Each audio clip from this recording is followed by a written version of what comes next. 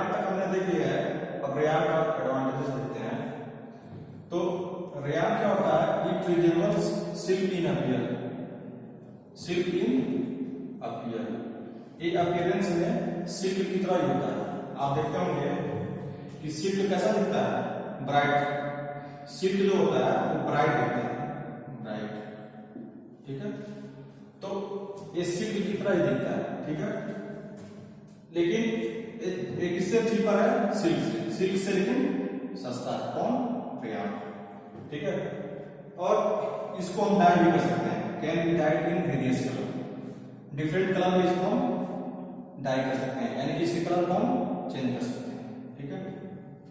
इससे क्या बनते हैं, गुड्स, बेडशीट्स बनते हैं, जो कारपेट्स बनते हैं वो भी किसके बनते हैं, रेयान के, ठीक है ना। नेक्स्ट टॉपिक है अपना नायलॉन, ठीक है ना। तो जो नायलॉन होता है ये फर्स्ट मैनमेड फुली सिंथेटिक है, ये क्या है, फुली सिंथेटिक है, ठीक है ना, 100% सिंथेटिक है। और क्या है, फर्स्ट मैनमेड है, लेकिन पहली बार फुली सिंथेटिक जो फाइबर बनाया गया है वो है नायलॉन। ये कैसे बनता है, ये पॉलीमर होते हैं, नायलॉन क्या होता है, पॉलीमर, और किससे बनते हैं, मोनोमर से, ठीक है ना। अभी देखते हैं तो नायलॉन का प्रिपरेशन कैसे होता है। इसका प्रिपरेशन था कोल, वाटर और एयर, कोल से, वाटर से और एयर से, ठीक है ना। तो जो सबसे पहला नायलॉन बनाया गया था वो था नायलॉन 66, नायलॉन की कैटेगरी है नायलॉन 66, ठीक है ना, ये सबसे पहले बनाया गया था, ठीक है। और नायलॉन बनता कैसे है, एडीपी के शीट को हेक्सामेथिलीन डाइईन, ठीक है, एडीपी के शीट को हेक्सामेथिलीन डाइईन से रिएक्शन करेंगे तो बनेगा नायलॉन 66, ठीक है ना। और वाटर, तो एडीपी के शीट कहां से पाया जाता है, कोल से, एडीपी के शीट कहां से पाया जाएगा, कोल से। और हेक्सामेथिलीन डाइईन कहां से पाया जाता है, ये भी पाया जाता है कोल से, ठीक है ना। तो बेसिकली होता क्या है कि कोल में पाया जाता है एडीपी के शीट और हेक्सामेथिलीन डाइईन, और ये दोनों रिएक्शन करते हैं और क्या बनाते हैं, नायलॉन 66 और वाटर, ठीक है। तो इसके एडवांटेजेस क्या है नायलॉन 66 के, नायलॉन के, एक स्ट्रांग होता है, बहुत ज्यादा स्ट्रांग होता है और इलास्टिक होता है, ठीक है ना। इलास्टिक मतलब इसको आप डिफॉर्म कर सकते हैं, ठीक है, लेकिन ये जल्दी टूटता नहीं है, ठीक है ना। आप देखते होंगे टायर डिफॉर्म हो जाते हैं लेकिन आसानी से टूटते नहीं है, ठीक है। और हल्के होते हैं, आपने देखा भी होगा कि नायलॉन के टायर जो होते हैं हल्के होते हैं, ठीक है। और इसको आप आसानी से वॉश भी कर सकते हैं, आसानी से इसको धो भी सकते हैं, ठीक है। तो हमने क्या क्या देख लिया, नायलॉन क्या है, मैनमेड फुली सिंथेटिक फाइबर है, और एक कैसे बनता है, मोनोमर से, मोनोमर से क्या बनता है, पॉलीमर, पॉलीमर क्या है, नायलॉन। इसका हमने क्या देख लिया, प्रिपरेशन, ठीक है। प्रिपरेशन का ये क्या है, रिएक्शन, एडीपी के शीट और हेक्सामेथिलीन डाइईन मिलकर क्या बनाते हैं, नायलॉन 66, ठीक है। इसको आप नोट करिए अच्छे से।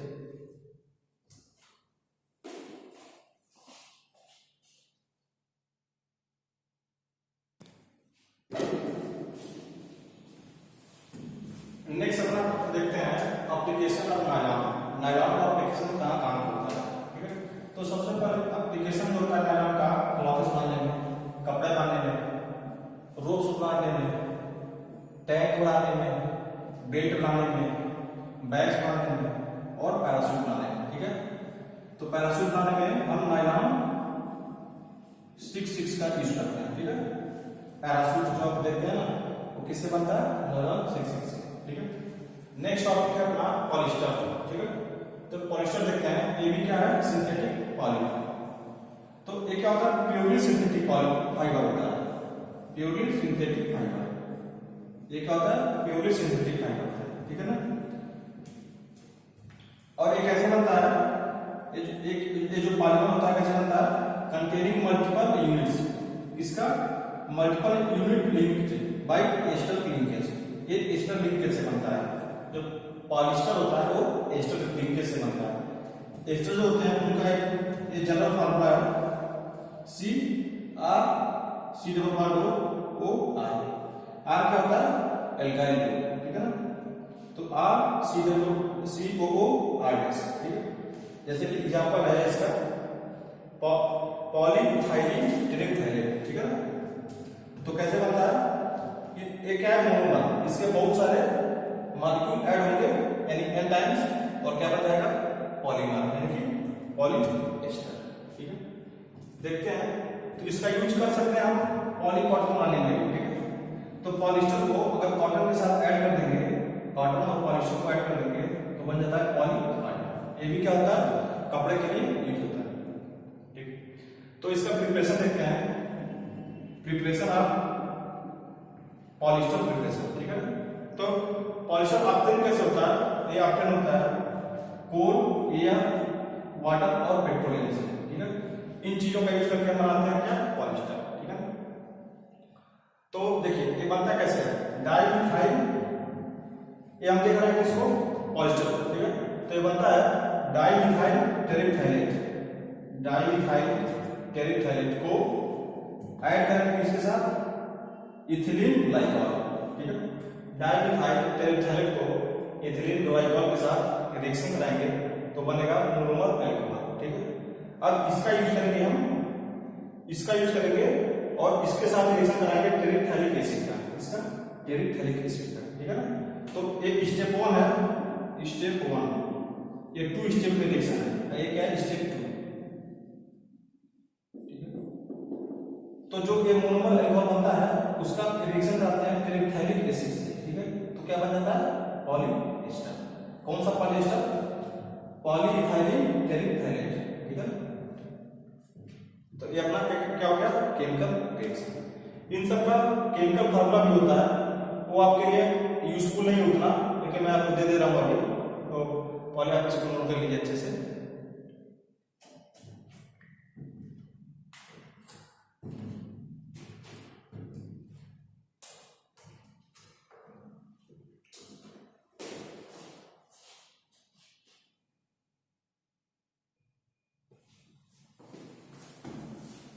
ठीक है, तो देखते हैं आप पॉलिएस्टर के एडवांटेजेस, ठीक है। तो पॉलिएस्टर के एडवांटेजेस क्या क्या है, सबसे पहले क्या होता है, इसका यूज किया जाता है पिलो बनाने में, क्या बनाने में, पिलो, ठीक है। पिलो के अंदर जो मटेरियल बनते हैं वो भी क्या होता है, पॉलिएस्टर, ठीक है। इसका यूज करते हैं बोतल बनाने में, बोतल्स बनाने में करते हैं। ड्रेसिंग मटेरियल, जो ड्रेसिंग मटेरियल होते हैं उसको भी बनाते हैं, और इसमें क्या करते हैं, फिनिशिंग देने में, इसको वुड को फिनिशिंग देने में करते हैं, जैसे कि गिटार में, पियानो में, ठीक है। और देखिए अगर पॉलिएस्टर को वूल के साथ ऐड कर देते हैं तो बन जाता है पॉलीवूल, पॉलीवूल। ये क्या होता है, ड्रेस मटेरियल, ठीक है। इससे क्या बना जाता है, ड्रेस। और ड्रेस मटेरियल भी होता है कौन, टेरिलिन को कॉटन के साथ ऐड कर देंगे क्या बनता है, टेरिकॉट। ये भी क्या होता है, ड्रेस। नाम सुना होगा आपने टेरिकॉट, ठीक है। कैसे बनता है, टेरिलिन को कॉटन के साथ ऐड कर देंगे तो क्या बन जाएगा, टेरिकॉट। अब देखते हैं नेक्स्ट टॉपिक, एक्रिलिक, ठीक है। एक्रिलिक भी क्या है, synthetic fibre, it is also a synthetic fibre, ठीक है ना। और इसमें क्या होता है, कुछ कुछ वूल की प्रॉपर्टी भी रिजेंबल करती है, इट रिजेंबल्स वूल, ठीक है। और देखते हैं प्रिपरेशन कैसे करते हैं इसका। तो इसका प्रिपरेशन करते हैं पॉलीएक्रिलोनाइट्राइल, पॉलीएक्रिलोनाइट्राइल, ठीक है ना। प्रिपेयर्ड फ्रॉम पॉलीएक्रिलोनाइट्राइल, इससे पॉलीमराइजेशन से, पॉलीएक्रिलोनाइट्राइल का पॉलीमराइजेशन रिएक्शन होता है तो क्या बनता है, एक्रिलिक, ठीक है ना। और देखिए सबसे पहले इसको बनाते कैसे हैं, पॉलीएक्रिलोनाइट्राइल का क्या बनाते हैं, सॉल्यूशन, इसको डिसॉल्व करते हैं सॉल्वेंट में और क्या बनाते हैं, सॉल्यूशन, ठीक है ना। और उस सॉल्यूशन को स्पिन रेट से पास करते हैं, इससे स्पिन रेट से, यहां पर देख रहे होंगे ये क्या है, स्पिन रेट। इस सॉल्यूशन को, एक्रिलोनाइट्राइल के सॉल्यूशन को स्पिन रेट से पास करके और क्या बन जाएगा, एक्रिलिक, ठीक है ना, एक्रिलिक फाइबर। तो एक्रिलिक फाइबर के एडवांटेजेस देखते हैं। तो सबसे पहले क्या होता है, लाइट होता है, और क्या होता है, सॉफ्ट होता है, बहुत ज्यादा सॉफ्ट होता है, और क्या होता है, वार्म होता है यानी गर्म होता है, ठीक है। और एक क्या होते हैं, चीप होते हैं यानी सस्ते होते हैं, ड्यूरेबल होते हैं यानी कि इनकी एज बहुत ज्यादा होती है, ठीक है। इसको कहाँ बनाते हैं? स्वेटर बनाने में यूज करते हैं, ट्रैक सूट बनाने में यूज करते हैं, फैब्रिक्स बनाने में यूज करते हैं, कारपेट भी बनाते हैं इसका, ठीक है, और लेंस भी बनाते हैं। क्या बनाते हैं? लेंस। इसकी लेंसेज भी बनाते हैं, ठीक है। तो ये हो गया अपना प्रिपरेशन और इसका एडवांटेजेस और एक्रिलिक का डेफिनेशन, और क्या हो गया अपना पॉलिशिंग के एडवांटेजेस, ठीक है, एडवांटेजेस। इनको आप अच्छे से नोट करिए।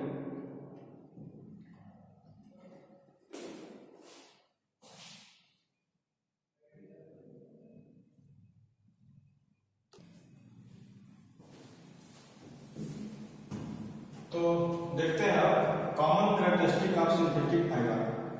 कौन कौन से प्रॉपर्टी है जो सारे सिंथेटिक फाइबर के हैं? कॉमन, ठीक है। तो सबसे पहले इसके देखते हैं एडवांटेजेस, ठीक है ना, एडवांटेजेस ऑफ सिंथेटिक फाइबर्स, ठीक है।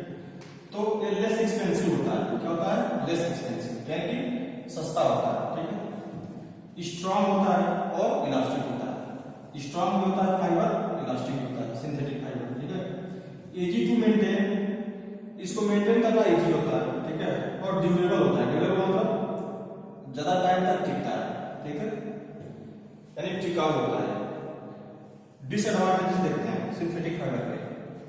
तो आपको पता है कि जैसे फाइबर को हम हीट करते हैं, सिंथेटिक फाइबर को, तो क्या होता है? मेल्ट होता है, ठीक है। ये क्या होता है? श्रिंक होता है और मेल्ट होता है जब हम हीट करते हैं, ठीक है। और ये स्वेट को यानी पसीने को एब्जॉर्ब नहीं करता है। हमारे स्वेट को अगर हमने सिंथेटिक फाइबर पहना हुआ है तो इस स्वेट को एब्जॉर्ब नहीं करेगा, यानी कि हमको ज्यादा हीटिंग फील होगा, ठीक है। इस वजह से क्या होता है? Less comfortable. ये क्या होता है? लेस कंफर्टेबल टू वियर, पहनने के लिए लेस कंफर्टेबल, ठीक है। और इसका जो प्रोडक्शन होता है वो हार्मफुल है। प्रोडक्शन प्रोसेस होता है वो इन्वायरमेंट को हार्म पहुंचाता है, ठीक है। नेक्स्ट टॉपिक है अपना प्लास्टिक्स, ठीक है ना। प्लास्टिक के बारे में आप जानते हैं कि प्लास्टिक आप डेली यूज करते हैं, जैसे प्लास्टिक का चेयर हो गया, प्लास्टिक का बोतल हो गया, प्लास्टिक का पेन भी होता है, वायर भी होता है। वायर के ऊपर क्या होता है? प्लास्टिक की कवरिंग होती है, ठीक है। तो ये सब क्या होगा? प्लास्टिक। प्लास्टिक के कैरेक्टरिस्टिक क्या होते हैं, यानी कि इसके प्रॉपर्टीज क्या होते हैं? आप जानते होंगे कि ये इजीली मोड़ जाता है, डिफरेंट शेप्स, ये अपना शेप चेंज कर सकता है, ठीक है। रीयूजेबल होता है, इसको दोबारा भी आप यूज कर सकते हैं प्लास्टिक को। और ये हल्का भी होता है, लाइट इन वेट। वेट में क्या होता है? लाइट होता है, हल्का होता है। पुअर कंडक्टर, यानी कि एक कंडक्टर नहीं होता, ठीक है ना। हीट और इलेक्ट्रिसिटी को कंडक्ट नहीं करता, ठीक है, यानी कि नॉन कंडक्टर होता है, ठीक है। और क्या होता है? एक सम क्या होता है? कुछ हीट रेजिस्टेंस होते हैं, ठीक है। नॉन कंडक्टर है तो हीट को तो रेजिस्टेंस करेगा ही। तो कुछ बहुत अच्छे हीट रेजिस्टेंस होते हैं, जैसे बैकलाइट, ठीक है, और मेलामिन, ठीक है। तो बैकलाइट और मेलामिन का हम लोग यूज करते हैं स्विच बनाने में, ठीक है ना, स्विच बनाने में, हैंडल बनाने में, ठीक है। और देखिए ये वाटर के साथ रिएक्ट नहीं करेगा, प्लास्टिक वाटर के साथ रिएक्ट नहीं करता है, और एयर के साथ भी। प्लास्टिक वाटर और एयर के साथ रिएक्ट नहीं करता, ठीक है ना। और क्या होता है? ये ड्यूरेबल होता है, यानी कि ज्यादा टाइम तक टिकता है। क्यों? क्योंकि इसमें रस्टिंग नहीं होती है, इसमें रस्टिंग नहीं होती है, इसमें कोरोजन नहीं होता है, ठीक है। तो ये क्या हो गया? प्लास्टिक के कैरेक्टरिस्टिक और प्लास्टिक का इंट्रोडक्शन। अपना क्या हो गया? एडवांटेजेस ऑफ सिंथेटिक फाइबर और डिसएडवांटेजेस ऑफ सिंथेटिक फाइबर। एक कॉमन प्रॉपर्टीज होती है सारे सिंथेटिक फाइबर में, ठीक है। इसको आप अच्छे से नोट करिए।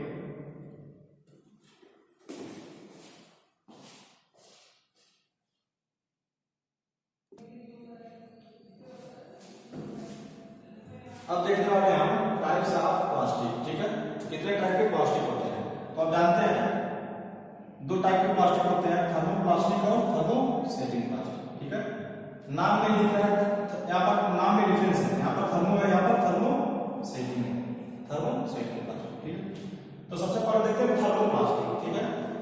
तो इसका डिफिनेशन क्या होगा कि अ प्लास्टिक विच ऑन हीटिंग, जब प्लास्टिक को आप हीट करेंगे तो क्या होगा? वो डिफॉर्म होगा ड्यू टू मेल्टिंग। डिफॉर्म क्यों होगा? क्योंकि ये मेल्ट होगा, इससे क्या होगी? मेल्टिंग होगी, ठीक है ना। तो देखिए जैसे ही आप थर्मोप्लास्टिक को हीट करेंगे ये क्या करता है? मेल्ट करने लगता है, ठीक है, इसकी मेल्टिंग होने लगती है, ठीक है ना।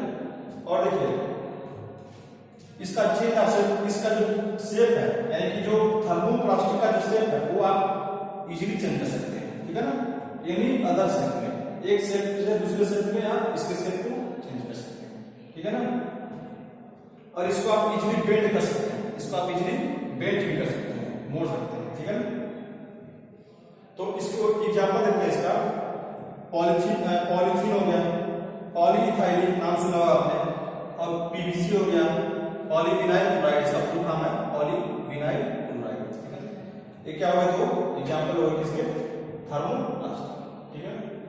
इसका यूज कहां करते हैं, इसका यूज करते हैं पॉलीथीन बैग बनाने में और सामान बनाने में, ठीक है ना। अब अपना सेकंड आता है थर्मोसेटिंग प्लास्टिक। नाम में यह सेटिंग, थर्मो हीट करने में जो सेट हो जाए, यानी कि the plastic which once moulded, एक बार उसको आपने मोल्ड कर दिया किसी शेप में, ठीक है ना, तो ये अपना शेप चेंज नहीं करेगा। डोंट डिफॉर्म ऑन हीटिंग, यानी कि हीट करने पे ये अपना शेप चेंज नहीं करेगा, यानी कि एक क्या होगा, नेग्लिजिबल मेल्टिंग, इसकी मेल्टिंग नहीं होती, यानी कि नॉन मेल्टिंग मटेरियल है, ये मेल्ट नहीं होता। एक बार इसको आपने एक पर्टिकुलर शेप दे दिया, फिर इसको हीट करने पे ये मेल्ट नहीं होगा, ठीक है ना। तो इस वजह से इसका यूज क्या करते हैं हम, हीट एंड फायर रेजिस्टेंस में। जहां पर ज्यादा हीट होता है, जहां पर ज्यादा फायर होता है, तो हीट और फायर रेजिस्टेंस इंस्ट्रूमेंट बनाने के लिए इसका यूज करते हैं, क्योंकि ये नॉन मेल्टिंग है, ये मेल्ट नहीं होता है फायर और हीट से, ठीक है ना। इसका एग्जांपल क्या है, जैसे मैग्नेटाइट हो गया, मेलामाइन हो गया, ठीक है ना। और इसका यूज क्या करते हैं, इलेक्ट्रिक इंस्ट्रूमेंट बनाने में, जैसे कि स्विच हो गया, स्विच बनाने में करते हैं, और वायर बनाने में करते हैं, ठीक है ना। इन सब जगह किसका यूज करते हैं, थर्मोसेटिंग प्लास्टिक का, ठीक है ना। तो इसको आप नोट करिए अच्छे से।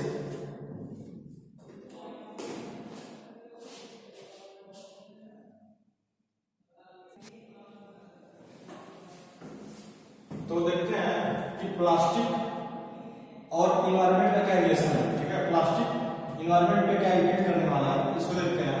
तो प्लास्टिक जो होते हैं नॉन बायोडिग्रेडेबल होते हैं, क्या होते हैं, नॉन बायोडिग्रेडेबल, यानी कि ये डिग्रेड नहीं होते, यानी कि ये खत्म नहीं होते, ठीक है।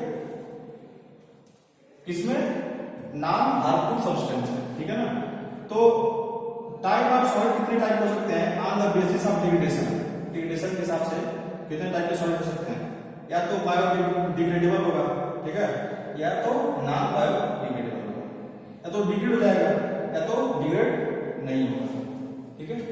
तो देखते हैं बायोडिग्रेडेबल। तो बायोडिग्रेडेबल क्या होते हैं कि बायोडिग्रेडेबल वेस्टेज, तो वे वेस्टेज, ऐसे वेस्टेज जो डिग्रेड जाते हैं, ऐसे वेस्टेज जो डिग्रेड जाते हैं किसमें, सिंपल और हार्मलेस फॉर्म में, सिंपल और हार्मलेस फॉर्म में, वो क्या होते हैं, बायोडिग्रेडेबल, ठीक है। तो देखिए decomposition done by micro organism, decomposition कौन करेगा, माइक्रो ऑर्गेनिज्म। जैसे कि एग्जांपल देखते हैं, पेपर वेस्ट हो गया, काउडंग हो गया, एग्रीकल्चर वेस्ट हो गया और वुड हो गया, ठीक है ना। ये सब क्या जाते हैं, डिग्रेड जाते हैं, इससे माइक्रो ऑर्गेनिज्म, माइक्रो ऑर्गेनिज्म क्या करते हैं, इनको डिग्रेड कर देते हैं, ठीक है। माइक्रो ऑर्गेनिज्म को क्या कर देते हैं, खत्म कर देते हैं। नॉन बायोडिग्रेडेबल देखते हैं, ठीक है ना। तो ऐसे वेस्टेज जिनको माइक्रो ऑर्गेनिज्म, ऐसे वेस्टेज जिनको माइक्रो ऑर्गेनिज्म सिंपल और हार्मलेस में कन्वर्ट नहीं कर पाते, यानी कि wastage that can not be degrade, जो डिग्रेड नहीं हो सकते, इसमें सिंपल एंड हार्मलेस फॉर्म है, सिंपल और हार्मलेस फॉर्म, ठीक है। तो इसका जो डिकम्पोजिशन होता है वो बहुत स्लो होता है, यानी कि बहुत स्लो होता है, इजीली डिकम्पोज नहीं होते, ठीक है। किसके द्वारा, माइक्रो ऑर्गेनिज्म के द्वारा। जैसे आप देखते हो प्लास्टिक डिकम्पोज नहीं होता, ये आप एक जगह रख दीजिएगा हो तो सालों साल वैसे ही रहेगा और डिकम्पोज नहीं होगा, ठीक है। पेस्टिसाइड हो गया, डीडीटी हो गया, इंडस्ट्रियल वेस्टेज हो गया, ये सब क्या होते हैं, डिकम्पोज नहीं होते। तो प्लास्टिक जहां पर रहेगा वो उसी फॉर्म में हमेशा रहेगा, वो डिग्रेड नहीं होगा। इसलिए क्या है, हमारी इन्वायरमेंट के लिए बहुत डेंजर है, ठीक है ना। तो प्लास्टिक जो होता है वो इन्वायरमेंट को बहुत ज्यादा हार्म पहुंचाता है, क्योंकि ये बायोडिग्रेडेबल नहीं है, यानी कि नॉन बायोडिग्रेडेबल है, ठीक है ना। तो इसको आप अच्छे से नोट करिए।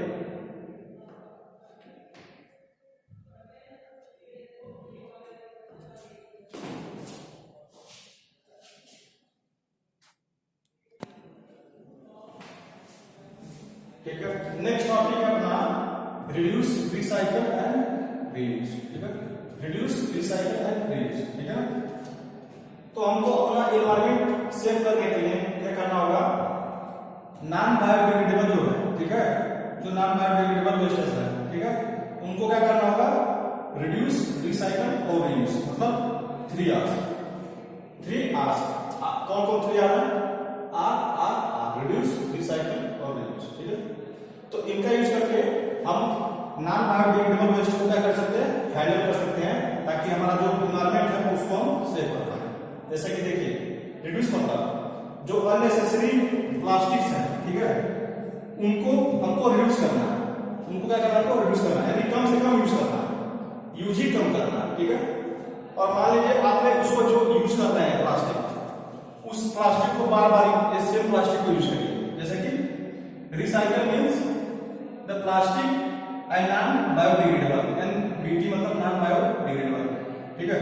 डिफरेंट फॉर्म में चेंज करिए उसको और बार बार उसका यूज करिए और उसको वेस्ट ना होने दीजिए, ठीक है।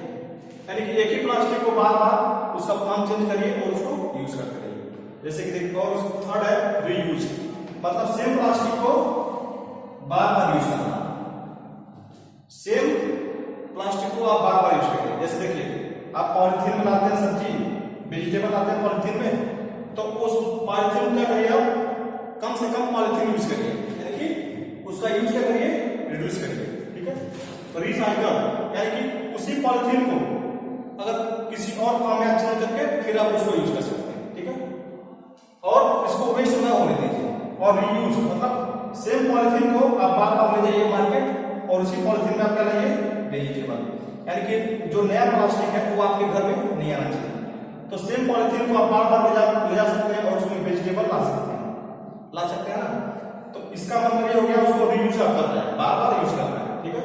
रिसाइकल मतलब इस पॉलिथीन का सेम चेंज करके, अगर रिक्वायरमेंट है तो किसी और फॉर्म में चेंज करके उसको यूज कर लीजिए। अगर ये फट गया है, मतलब इसमें कोई डिफेक्ट आ गया है, तो उसको किसी और फॉर्म में चेंज करके उसको आप यूज कर लीजिए, इसको वेस्ट ना होने दीजिए, ठीक है। और यूज मतलब बार बार इसी का यूज करिए, इसके लिए वेजिटेबल यानी सामान रखिए, ठीक है। एक तो पॉलिथीन को कम लाइए अपने घर में, और लाइए तो उसको रिसाइकल करिए, लेकिन सेम पॉलिथीन को अलग अलग फॉर्म में चेंज करके यूज करिए और उसको बार बार यूज करिए, यानी कि एक ही पॉलिथीन को आप ले जाइए मार्केट, उसी पॉलिथीन में सब्जी लाइए, फिर जाइए मार्केट, फिर उसी पॉलिथीन में आप सब्जी लाइए, लेकिन नया पॉलिथीन आपको लाने की आवश्यकता नहीं है, क्योंकि ये बायोडिग्रेडेबल नहीं है, इसलिए ये डिग्रेड नहीं होने वाला है, ठीक है। तो सेम पॉलिथीन का बार बार यूज कर सकते हैं। तो अपना टॉपिक यहाँ खत्म हो गया, प्लास्टिक एंड फाइबर्स, ठीक है। अब हम लोग कल नेक्स्ट चैप्टर स्टार्ट करेंगे, इसको आप अच्छे से नोट करिए।